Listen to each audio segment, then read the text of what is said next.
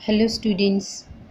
क्योंकि अब एग्ज़ाम नज़दीक हैं और हम सोचते हैं कि ये भी कर लें, ये भी कर लें, ये भी कर लें, लेकिन ये नहीं पता होता कि इम्पोर्टेंट क्या है, क्या हमें करना चाहिए और क्या हमें नहीं करना चाहिए।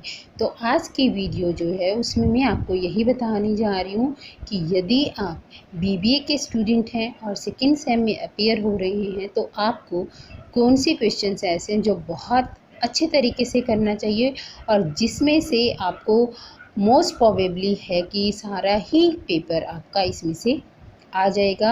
आपको ये क्वेश्चन जो है मोर देन सफिशिएंट रहेंगे। तो all the best for of you, all of you. सभी बच्चे बहुत अच्छे से करना, ध्यान से अच्छे से अपना पेपर अटेम्प्ट कीजिएगा, ठीक है। क्योंकि बड़े टाइम के बाद आप ऑफलाइन एग्ज़ाम में अपीयर हो रहे हैं। घबराने की ज़रूरत नहीं है, ये कोई नया सिस्टम नहीं स्टार्ट हुआ। आप पहले से ही ऑनलाइन की बजाय ऑफलाइन ही मोड में एग्ज़ाम देते रहे हैं। ये कुछ टाइम ऐसा था जो आपने ऑफलाइन को एक तरफ रख के ऑनलाइन में अपीयर किया था। तो ये सिस्टम आपके लिए कुछ नया नहीं है, वही पुराना सिस्टम है।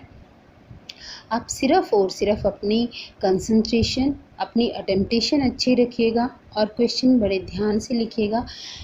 सबसे पहले अटेम्प्ट करने से पहले क्वेश्चन पेपर को रीड करना बहुत ज़रूरी है। क्वेश्चन पेपर में जितने भी क्वेश्चंस हैं आप उनको दोनों मोड्स में ज़रूर स्टडी कीजिए, हिंदी में भी, इंग्लिश में भी। कई बार क्या होता है कि क्वेश्चन हिंदी में समझ नहीं आता, लेकिन हिंदी मीडियम के स्टूडेंट होने के बावजूद भी आप उस क्वेश्चन को इंग्लिश में अच्छे से समझ सकते हैं। कई बार इंग्लिश मीडियम के स्टूडेंट्स को भी कन्फ्यूज़न हो जाता है कि क्या लिखा है। यदि एक बार हिंदी में क्वेश्चन पढ़ लेते हैं तो समझ आ जाता है कि हमें क्या लिखना है। तो इन छोटी छोटी सी बातों का ध्यान रखते हुए अपना पेपर अटेम्प्ट कीजिएगा। स्टार्ट करते हैं। इम्पोर्टेंट क्वेश्चंस आपको कौन से करने चाहिए, देखिए। सबसे पहला है, what do you understand by the macro economics?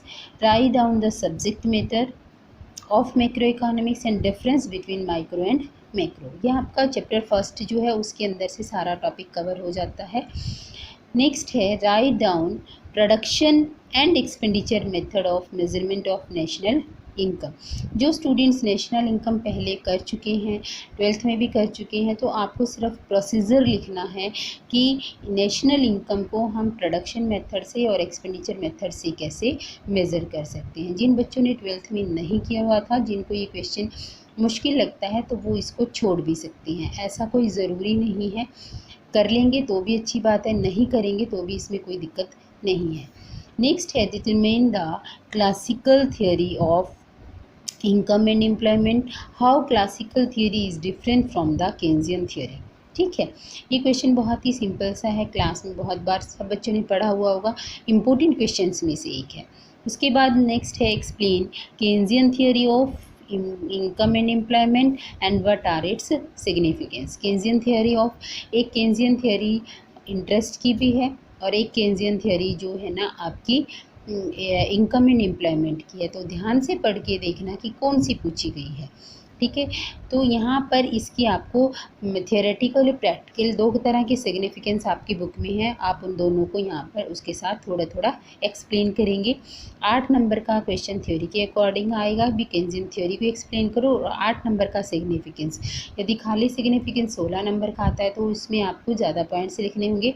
8 number का खाली सिग्निफिकेंस पूछा जाता है तो थोड़े से कम पॉइंट्स लिखने होंगे। नेक्स्ट है, what do you mean by psychological law of consumption and what are its limitations. उसके बाद नेक्स्ट क्वेश्चन बनता है बच्चों, what do you understand by the consumption function, explain relative income hypothesis, जिसको हम RIH कहते हैं, रिलेटिव इनकम हाइपोथेसिस। ये भी सब बच्चों ने जो क्लासेस लगाई हैं उन सब ने बहुत ध्यान से पढ़ा हुआ है, इसको भी बहुत अच्छे से कीजिएगा। नेक्स्ट क्वेश्चन है, define multiplier, relation of MPC and multiplier, MPC and multiplier, write down it's working in static and dynamic economy. यानी कि गुणक क्या है, गुणक और सीमांत उपभोग प्रवृत्ति का क्या संबंध है, इसका आपकी इसकी कार्यप्रणाली बतानी है, स्थैतिक और प्रायोगिक यानी कि स्टैटिक और डायनामिक दोनों इकोनॉमी में इसको एक्सप्लेन करना है विद डायग्राम। डायग्राम्स इसके बहुत इंपॉर्टेंट है। डायग्राम और टेबल जो है ना, ये आप ज़रूर बनाइएगा, आपको बहुत अच्छा स्कोरिंग क्वेश्चन यहाँ से आपका अटैम्प्ट हो जाएगा। फिर है write down the meaning and types of inflation. Meaning बताना है इन्फ्लेशन का। इन्फ्लेशन के बहुत बड़े सारे टाइप्स हैं, जैसे कि according to the government control, according to the political political state of the economy, according to the rate of growth, rate of inflation.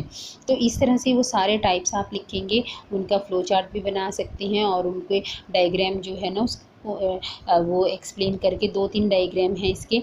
और फिर उसके बाद आपको इसमें cost push theory of inflation बतानी है और साथ में उसकी मेज़रमेंट की, उसको कंट्रोल करने के कंट्रोल करने के मेथड्स कौन कौन से हैं। ठीक है, ये है elaborate liquidity preference theory of interest. Interest की लिक्विडिटी प्रेफरेंस थ्योरी जो है ना, ये मोस्ट इंपॉर्टेंट है। 100% श्योर क्वेश्चन है कि ये ज़रूर आएगा ही आएगा। इसको बहुत अच्छे से करना।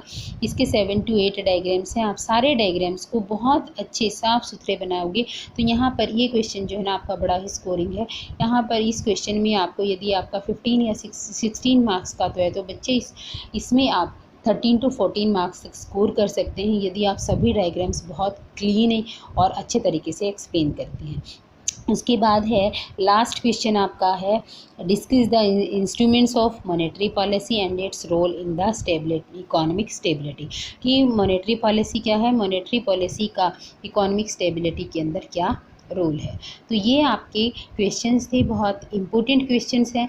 इन क्वेश्चंस में से होप सो कि आपका लगभग सारा पेपर अटेम्प्ट हो जाएगा। आप भी कोई भी एनी 5 क्वेश्चन अटेम्प्ट कर सकते हो। आपके लिए भी इस बार 2022 में आपके लिए शॉर्ट क्वेश्चंस अटेम्प्ट करना ज़रूरी नहीं है, लेकिन जिस बच्चे को शॉर्ट क्वेश्चंस 4-5 आते हैं, जितने भी आपके एग्ज़ाम में, यदि आपके उनको शॉर्ट नोट्स भी याद हैं तो आप वो भी कर सकते हैं। अदरवाइज़ 5 बड़े क्वेश्चंस आपको इन्हीं क्वेश्चंस में से मिल जाएंगे। Have the nice day.